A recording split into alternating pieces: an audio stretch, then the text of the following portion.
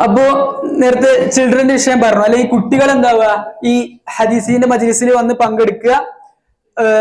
അതെന്തായി, അത് ആദ്യകാലത്ത് ഇത് മൊത്തം ഹദീസ് ഈ എവല്യൂഷനെ കുറിച്ചാണ് ഈ ആദ്യകാലം ഈ കമ്പയർ ചെയ്ത് പറയുന്നത്, എങ്ങനെയാണ് ഈ മാറ്റം വരുന്നത് പറയാൻ വേണ്ടിയിട്ടാണ്. അപ്പോ റാമുർമിസിന്റെ ഇമാമിന്റെ മുഹദ്ദിസുൽ ഫാസിൽ തന്നെ മൂപ്പര് റിപ്പോർട്ട് ചെയ്യുന്നുണ്ട് കൂഫ സ്കോളേഴ്സിനെ, കൂഫയിലുള്ള കുറച്ച് അയിമത്തിനെ കുറിച്ച്. ഒരു മിനിമം ഏജ് എത്രയാണ് ഹദീസ് ട്രാൻസ്മിറ്റ് ചെയ്യാനുള്ള മിനിമം ഏജ് എത്രയാണ്? 20 പറയുന്നുണ്ട്, 30. മൂപ്പർക്ക് അഭിപ്രായമല്ല, മൂപ്പര് നഖിൽ ചെയ്യാണ് ഇങ്ങനെ അയിമത്തുണ്ട്. പക്ഷെ സ്വഹാബത്ത് തന്നെ അബ്ദുല്ലാഹിബിൻ ജാഫർ റളിയല്ലാഹു അൻഹു മൂപ്പര് നബി തങ്ങൾ വഫാത്താകുമ്പോൾ 10 വയസ്സാണുള്ളത്. പിന്നീട് നബി തങ്ങളിൽ നിന്നുണ്ടായ അനുഭവങ്ങൾ മൂപ്പര് ഡയറക്റ്റ് റിപ്പോർട്ട് ചെയ്യുന്നുണ്ട്. അപ്പൊ വയസ്സ്, അപ്പൊ മൊത്തത്തിൽ മുഹദ്ദിസീങ്ങളുടെ ഇടയിൽ ഉണ്ടായിരുന്ന സംഭവം എന്താ വെച്ചാൽ വയസ്സൊരു മാനദണ്ഡം ആയിരുന്നില്ല. വയസ്സ് മാനദണ്ഡം പറഞ്ഞാൽ ഇത്ര വയസ്സെന്ന് ആരും പ്രിസൈസ് ആയിട്ട് അങ്ങനെ കൂടുതൽ ചർച്ച വന്നിട്ടില്ല. അതൊരു കാര്യം. പിന്നെ പക്ഷെ എന്നാലും തെമ്മീസ് വേണമെന്നുള്ള രീതിയിൽ ഒരു ചർച്ച നടക്കുന്നുണ്ട്.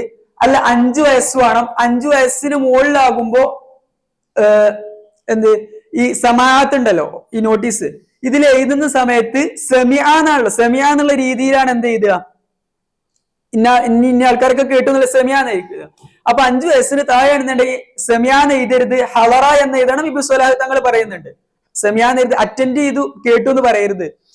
പക്ഷെ ഇതിന് രണ്ടിനും പ്രാക്ടിക്കലി വലിയ വ്യത്യാസമല്ല. ഈ കേട്ട ഒരാൾക്ക് എന്താവാ 4 വയസ്സാണെങ്കിലും 2 വയസ്സാണെങ്കിലും 3 വയസ്സാണെങ്കിലും ഇയാൾക്ക് പിൽക്കാലത്ത് അത് ട്രാൻസ്മിറ്റ് ചെയ്യണോണ്ട് പ്രശ്നമല്ല. തിയററ്റിക്കലി പ്രാക്ടിക്കലി പ്രശ്നമില്ല എന്നുള്ള രീതിയിൽ ചർച്ച നടക്കുന്നുണ്ട്. ഇപ്പൊ അനിമാമ് മൂപ്പര് 3 വയസ്സാവുമ്പോ എന്താവുണ്ട് ഹദീസ് കേൾക്കുന്നുണ്ട്. പിന്നെ ബിർസാലി ഇമാമ് സിറിയൻ സ്കോളർ ആയിരിക്കും, മൂപ്പരെ മോൾക്ക് 3 വയസ്സ് മാത്രം ഉണ്ടാവുമ്പോ ഹദീസിന്റെ മജ്ലിസ് പോയിട്ട് മകളെ കൊണ്ടുപോയി വെക്കുന്നുണ്ട്. പിന്നെ ഇബ്നു അബ്ദുൽ ഹാദി മൂപ്പരെ മോനെ, ഇതൊരു ഇമാമാണ്, മൂപ്പരെ മോനെ ജനിച്ച് വെറും മണിക്കൂറുകളാവുമ്പോഴേക്കും എന്താവുണ്ട് ഹദീസിന്റെ മജ്ലിസ് കൊണ്ടുപോയിട്ട് ഇവരെ പേരുകളൊക്കെ റെക്കോർഡ് ചെയ്യപ്പെടുന്നുണ്ട്. ഏതില്? ഈ സമാഅത്തില്.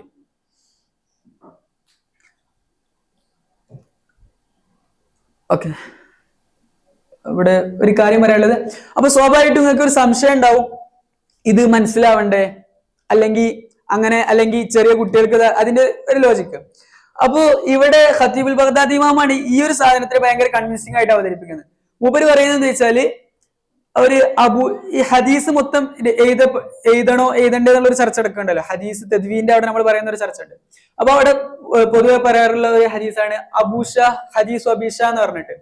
അപ്പൊ അബീഷ എന്നുള്ളത് ഒരു സ്വഹാബിയാണ്, യമനിൽ നിന്ന് വരികയാണ്.